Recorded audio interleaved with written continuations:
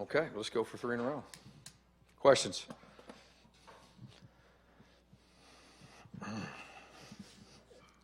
Todd, you guys spent a lot of last year looking for someone to replace Carl Bradford, and I remember you telling me earlier in the year that you thought Antonio might be that guy. What just his development at that position, where has he gone from early in the season to where he is now? Phenomenal. I don't know that we've had a guy, Doug, in the 4 years that has adapted and improved as much as he has in one season. And he's playing his best football. He's played his 2 best games of the year in the last 2 weeks. So he's gotten better and better and better, and just a very versatile player. You know, Tony's a linebacker. He's obviously, we had to get creative with that position to really adapt it to him, and he's done remarkable. And he really, I mean, I think Salamo and Jordan are leaders, but Tony has really emerged as the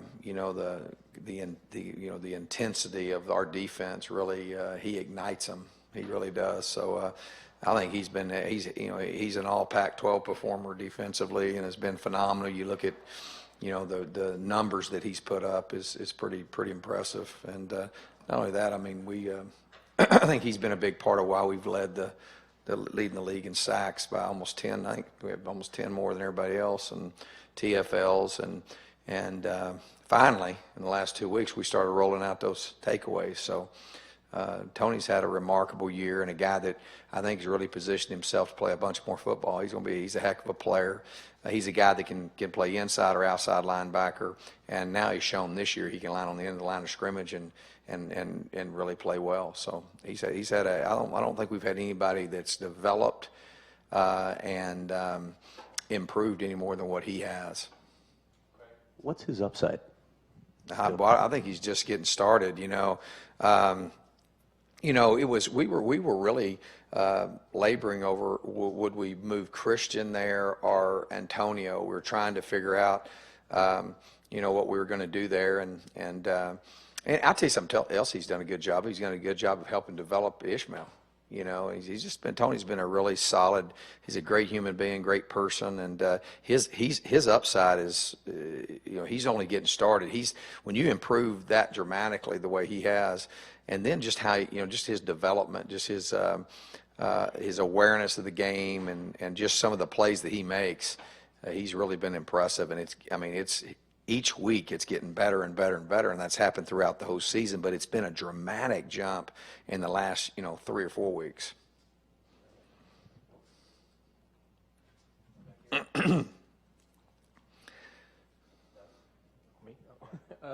Todd, this was a big win, obviously, your rival game, senior day, and usually this is it. This is the end of the regular season. Now you have to go on the road. Just as a coach, what are you concerned as far as emotionally getting over that and moving on to the next one? Yeah, you gotta, if I had my, preference, I wouldn't do that. I would love for our game with Arizona to be the last game of the year every year, but it's what it is. What it is. My job is to coach and get our team prepared. So obviously we got to get some guys healed up. It's very physical. Our guys played very physical. I mean, we dominated the game physically in all 3 phases. We were really, really physical. So we got to get our guys, healed up there and be smart this week in how we work. And then we had a great meeting this morning. And that was my whole deal. I told our staff we need to be the most organized we've been. We need to be focused because we've got to put this behind us, which is a big deal. Now that game was a big deal to our program, to our seniors, and I always tell them, forever that 2015 seniors, they got it done in the game that counts the most, and that's something they can always be proud of. Now, great, let's move on. Let's go to the next game because we need to get this 7th win and then get the 8th win. So we've got 2 games left with these guys. I want to enjoy every moment that we have. But the most important thing right now, we're playing the best quarterback we've played all year long. I think we're playing the best receiving core maybe we've played all year long, with maybe the exception of USC. I think these guys are very much in the same regard as far as their talent at receiver. So they're very, very capable of scoring points, and got a lot of respect for Coach Dykes. They're a very well coached team. They've just lost a lot of close games, And so two very, very good football teams going at it. It's going to be their senior day. It's going to be their last home game. So they're going to have a lot of those emotions. And they're coming off a big rival, their big rivalry game with Stanford. So this is all about who wants it. And we got to want it. We got to want it and get back up. And I know these guys will rise to the occasion. Coach, it was obviously unfortunate that Jordan wasn't able to play during the Territorial Cup, but I'm curious what his demeanor was like on the sidelines and how he sort of helped the younger guys in the secondary adjust to that game. Yeah, he's phenomenal. He was talking to him in between every series. He had a headset on, so he knew the calls and just coaching them up, and was very much involved and was a great asset to those guys during the game. And that's one of the things I don't know. I pointed out in our press conference that I was just really taken back by was the play of Solomon Means. And he was talking to Solomon. Solomon's never played safety here. And he didn't just play. He played really, really well. And after watching that film, I sure wish I would have thought about that a lot earlier because he is a heck of a safety. And so he'll continue to play there this week and in the bowl game. And Jordan was just phenomenal in talking to him and talking to Kareem and coaching those guys up and keeping them calm. And Jordan does a great job. He even works on me a little bit. He tries to keep me calm too. He's the only one to say anything to me when I'm mad. Coach, if you can reflect back your first year in 2012, there was so much that was said about this program was not able to win in California, and then you go to Cal, you get that big win there. And how much do you think that win kind of like turned the corner for the program to start winning across the board? Yeah, winning breeds winning. I just, it's all about, I don't really look at all those things. I think a tradition helps you tremendously. I mean, if people expect to win, it sure helps along the way. But we've done pretty well in California as anywhere we've gone. Would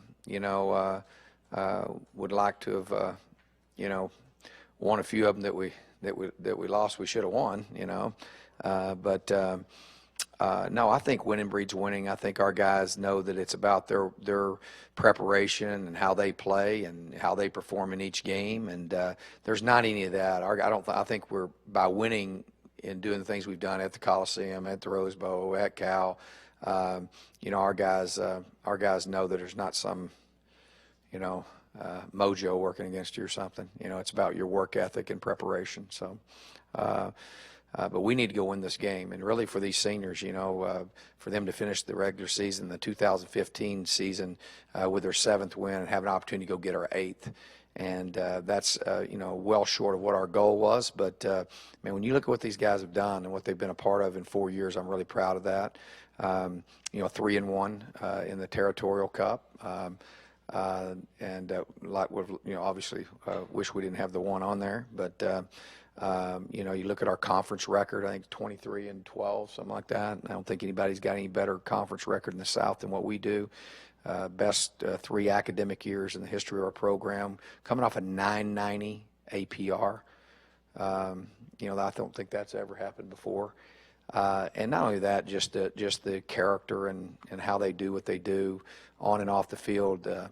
We got a lot to play for this week, and that's to go get this win and then go get in this bowl game. And I want to cherish every second I have with these guys. They're a really special group, and so I think all those things. Winning breeds winning, and it has not been. It's hard.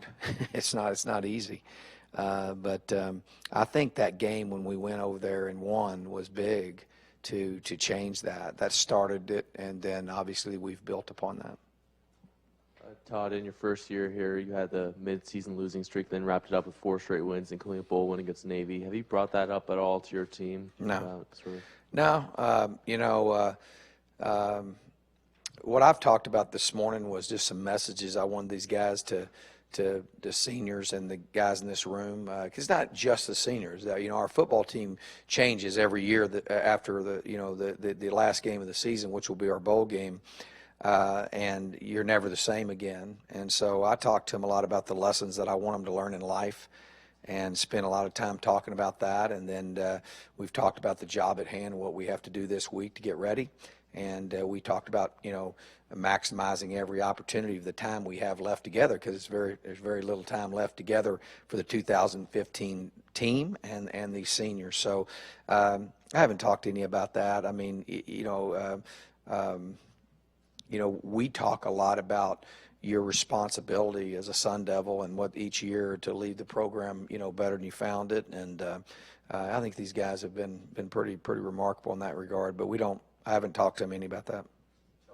Coach, have you given Jordan any advice about how he should go about his rehab? And being that he's such a high character individual, how do you think he'll go about it?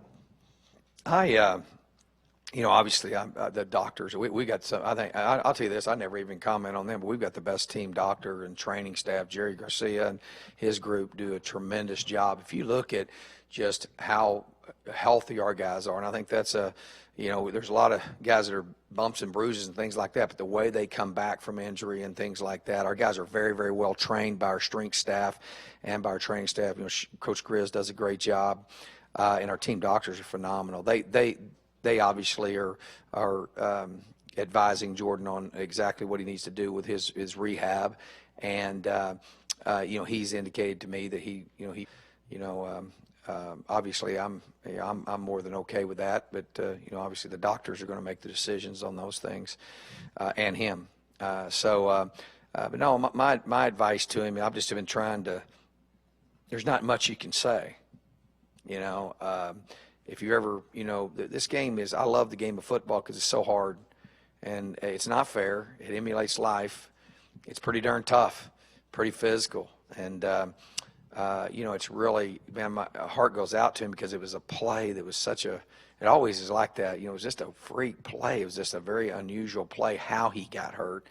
But you know what? I've also talked to him a lot about, life's like that. You're going to have times where you're going to face things that are unforeseen, and that's when your true character is exposed. So he'll respond from this and recover from this like a champion that he is. And he hasn't. I haven't seen. I mean, he could be like moping around and just down and depressed. I haven't seen any of that. I've seen him,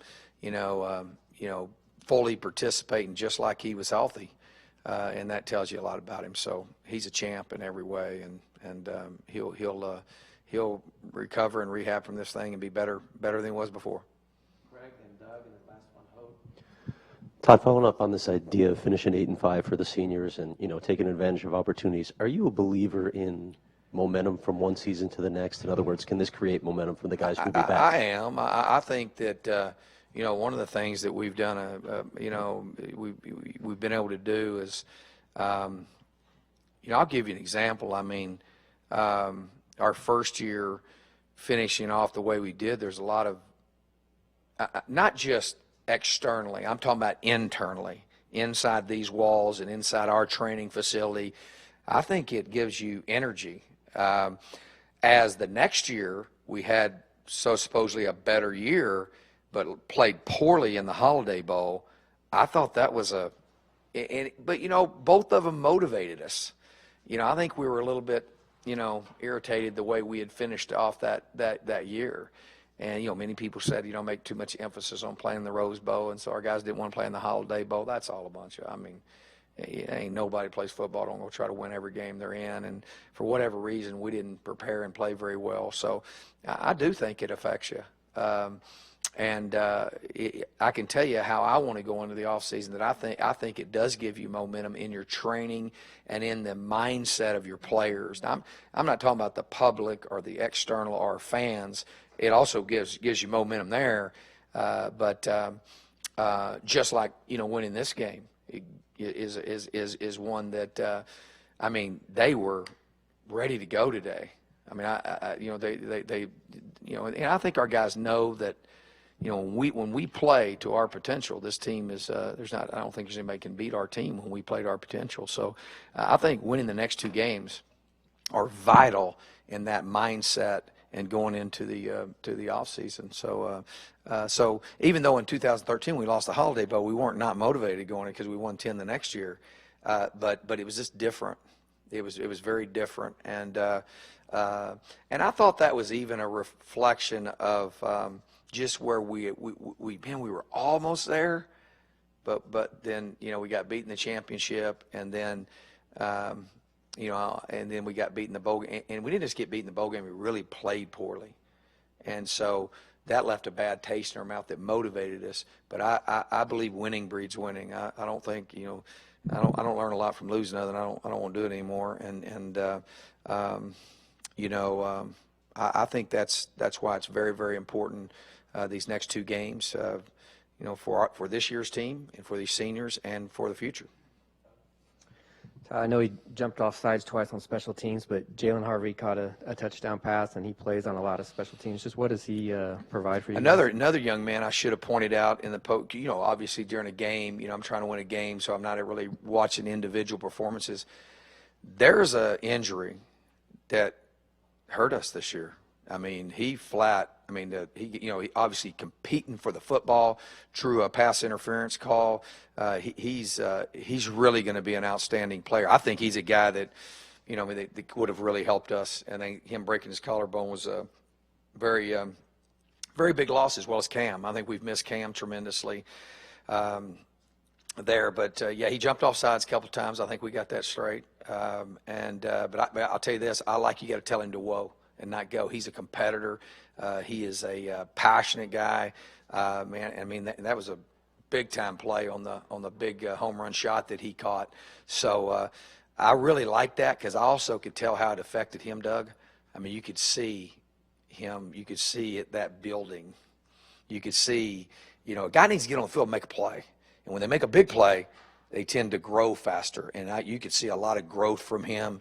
And even how he handled it, because I get after him pretty hard if you get a penalty, especially one that's not very smart. And he's matured so much. I was very impressed with how he handled that and how he dealt with that. And so I was impressed by him as route running, his ability to separate and get behind him. That was a pretty impressive. And not only that, he played well.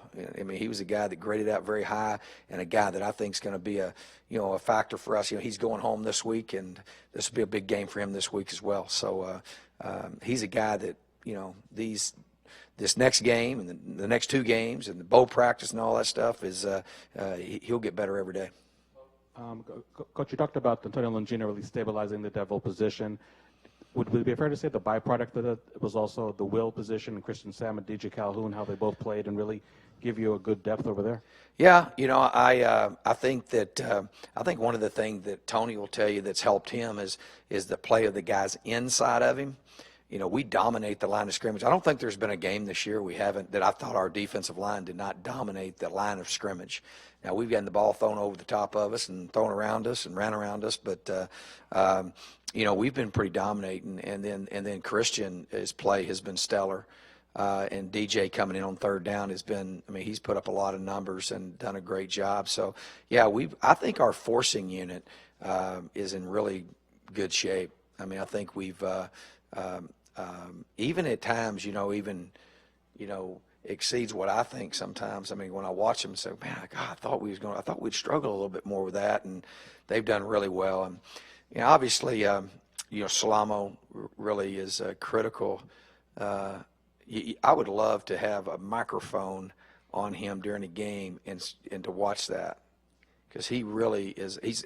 He's in the smartest player as far as a linebacker, and being able to memorize the calls and make the calls at the right time. I don't know if y'all remember in the game, but they made a quick check early in the game. Is back down on this end. They flip the back on the other side. He hands it and changes it and puts the pressure on the other side. They run. We get a TFL. And so, he's really sharp when it comes to that. So that forcing unit with I think all three of the the linebacker positions, and then Liu plays so consistently, and I think he's played almost 800 snaps. But Tony, I think obviously Tayshawn's play and Christian's play, as well as DJ's, has really helped him. And then that boundary's been pretty solid for us when Jordan was in there, and then with the Lloyd Carrington. That's those two corners have played. To bump and run every single down. And to play like they've played, the plays that we've given up in the back end, very few of them have been on them. We've left some guys uncovered with our safeties and stuff like that. Most of the big plays down the field have been on our safeties, and those two guys played pretty well as well.